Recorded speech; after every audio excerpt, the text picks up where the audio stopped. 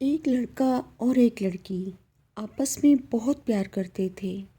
وہ روزانہ bus stop پر ملا کرتے تھے۔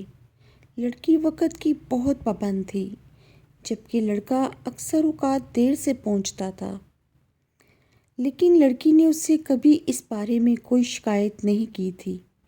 ایک دن جب لڑکا اسٹاپ پر پہنچا تو لڑکی وہاں موجود نہیں تھی۔ وہ بہت پریشان ہوا، کافی دیر تک انتظار کرتا رہا، لیکن لڑکی نہ آئی۔ وہ پریشانی کے عالم میں لڑکی کے گھر جا پہنچا۔ دروازہ بجانے ہی لگا تھا کہ اپنی خفیہ محبت کا شکار ہونے سے ڈر گیا۔ وہ گھوم کر اپنی محبوبہ کے گھر کا طواف کرنے لگا۔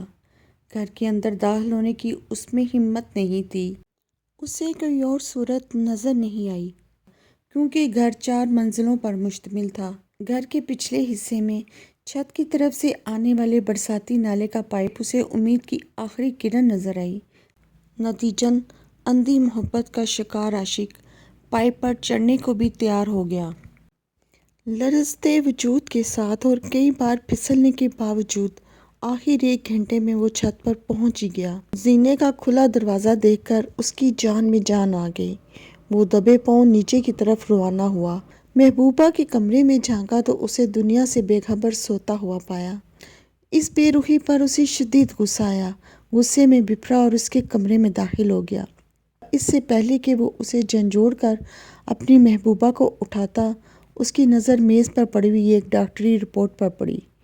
رپورٹ میں یہ واضح تھا کہ یہ لڑکی کینسر کی مریض ہے اور چند ہی دنوں کی مہمان ہے۔ یہ دیکھ کر اس کی آنکھوں میں آنسو آ گئے اور وہ الٹے پاؤں وہاں سے واپس ہو لیا۔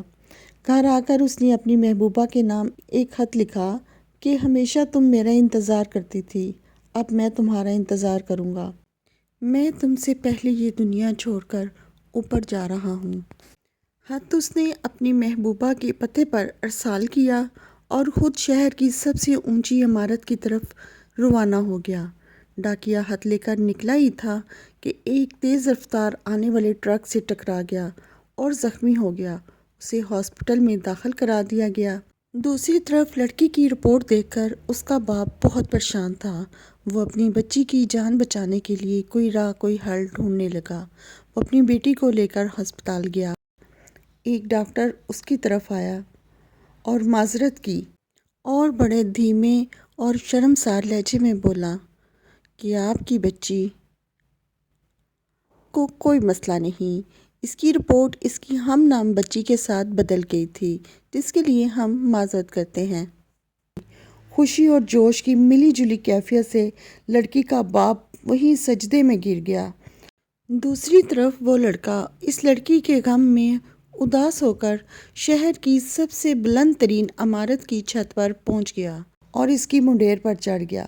اس نے آنکھیں بند کی اور چھلانگ لگانے ہی والا تھا کہ اسے خیال آیا کہ آج تو نازیہ کے ساتھ اسے شام 4 بجے ڈیٹ پہ جانا تھا۔ نازیہ کا خیال آتے ہی اسے آسیہ، شکیلہ، سفینہ، سعدیہ، عالیہ اور منتہا بھی یاد آ گئی۔ چونکہ وہ سچی محبت کرنے والا ایک نیک دل انسان تھا، اس لیے اتنی ساری لڑکیوں کا دل نہیں توڑ سکتا تھا۔ چنانچہ اس نے خودکشی کا ارادہ ملتوی کیا اور جلدی جلدی گھر پہنچا، کیونکہ گرلز کالج کی چھٹی کا ٹائم ہونے والا تھا۔ تو ناظرین، آپ کو میری یہ لو سٹوری کیسی لگی؟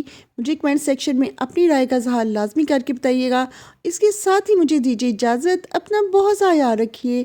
ملتے ہیں اپنی اگلی ویڈیو میں، تب تک کے لیے اللہ حافظ۔